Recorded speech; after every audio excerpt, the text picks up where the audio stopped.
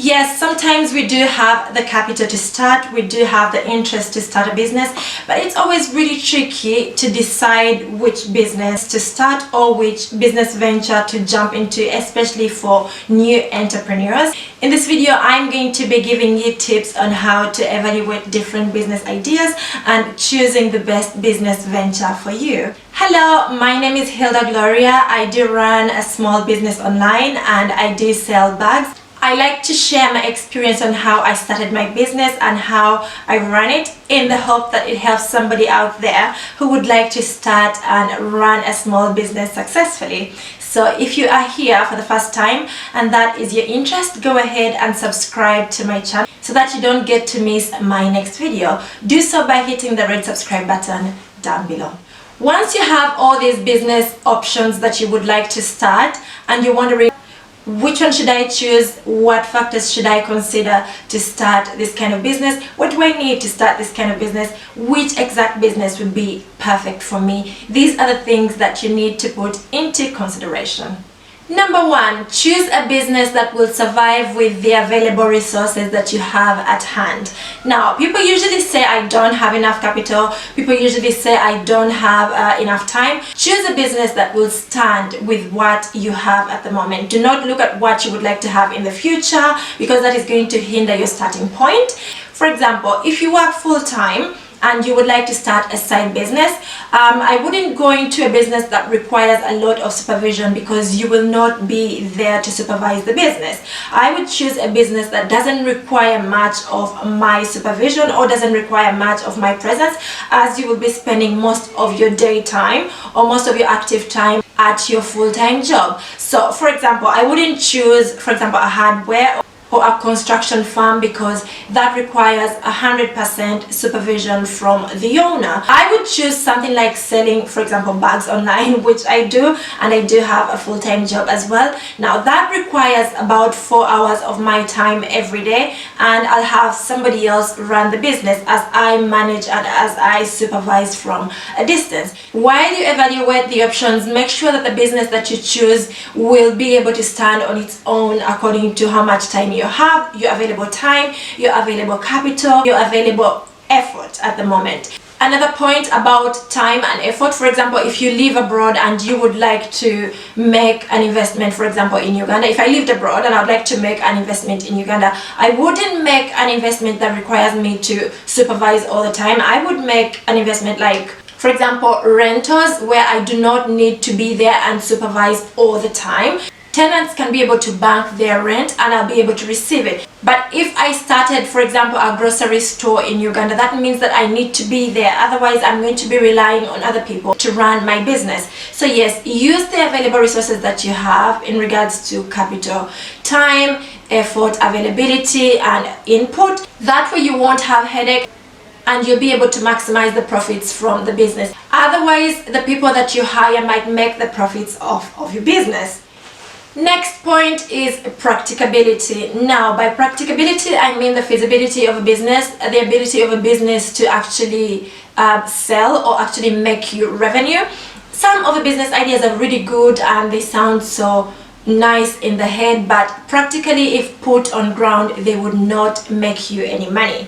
For example, if you started a boutique selling very high-end clothes in a very small village where people cannot even afford to buy basic needs, you are going to make little or no sales from that place, from that location, if you are looking at the people from that village as the only customers. Because if they cannot afford basic needs, of course there's no way they're going to afford high-end clothes. That will make you very little or no money at all. Another example is selling things that are not needed by the market or society, I would say. For example, if you start a boutique selling winter clothes in Uganda, okay, they are stylish, they are nice.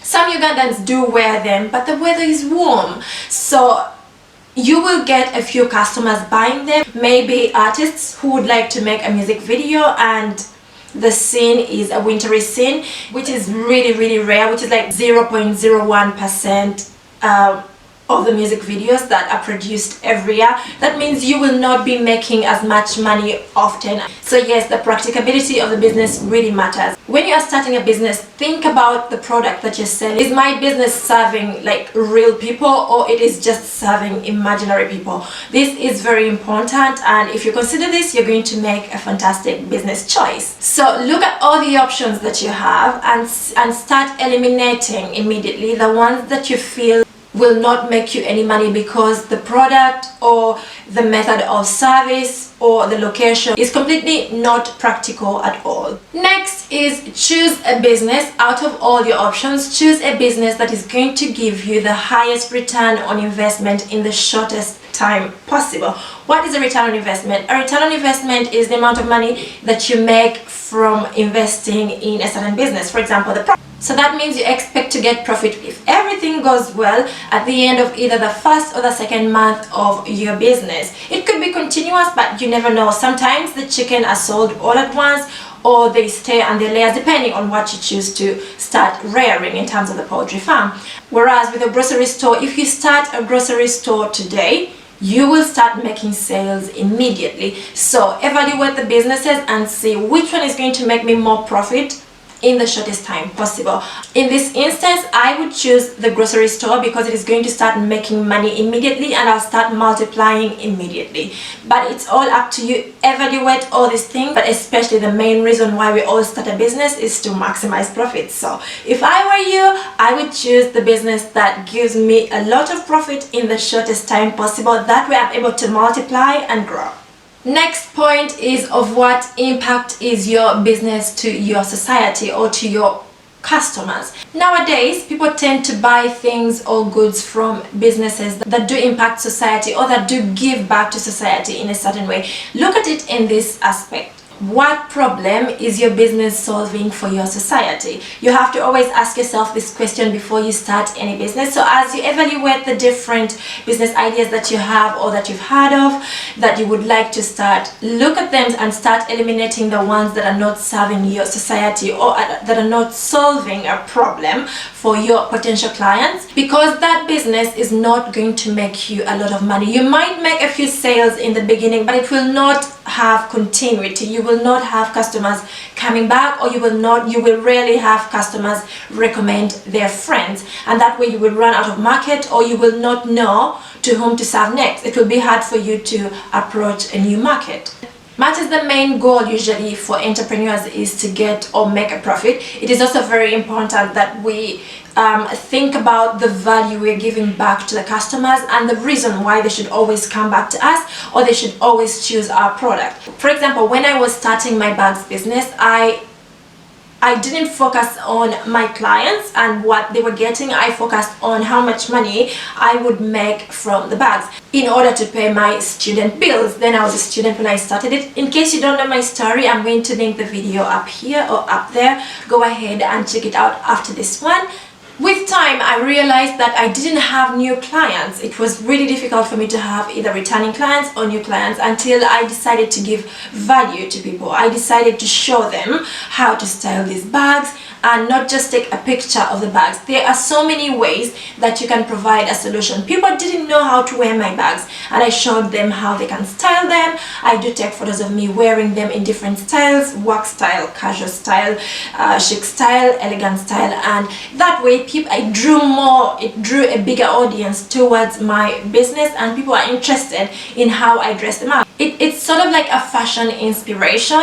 They didn't know how to style the bags that they had or the bags that they would buy from me, so that is kind of value. I am giving them a reason to buy the bag because they would like to style them the way I did style them, or because they have an outfit like I have but they didn't know which bag would go with it. So then I am providing a solution. That way they keep on coming back and they keep on referring their friends to the business. So think about it. How are you helping people? Are you only selling the product, or you are selling value with the product? And which of the business ideas out of the ones that you have accumulated is giving the most? So the one that gives the most is the business idea that you should go with.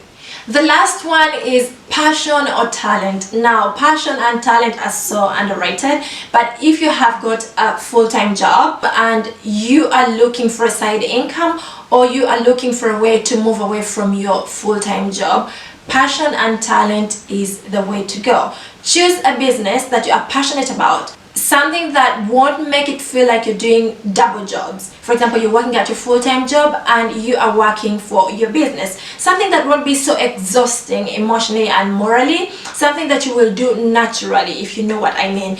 People will relate with you more if they see that you're doing it as a passion, that you love what you do, and for example, they've got the same talent as you, and that will draw more clients to your business and help you also build relationships. For example, if you know how to sew clothes, that is a really good business idea that you can easily expand within a short time. For example, you can start sewing clothes for people, start building relationships with these people, start styling these people, and then you can build, for example, sewing school to teach people how to sew clothes, and you can start selling sewing machines.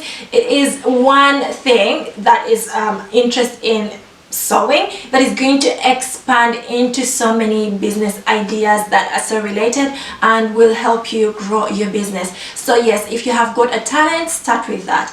Another one is, if for example you are talented in taking photos, you can start by taking photos of yourself and marketing them, and then start taking photos of people, then go on to taking photos of events, weddings, there's so many these days, graduation parties, baby showers. The list is endless. People always want to take quality photos.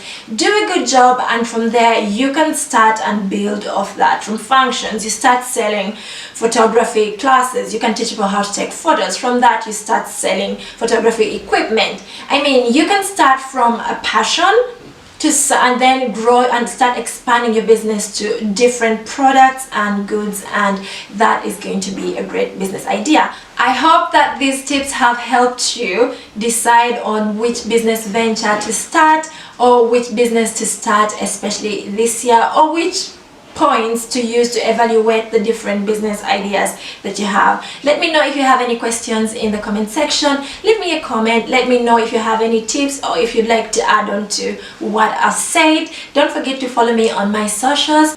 Give this video a like, share it with a friend that it might help. I have a whole playlist of entrepreneurship videos. Go ahead and watch them after this one, and don't forget to subscribe. I will see you next time.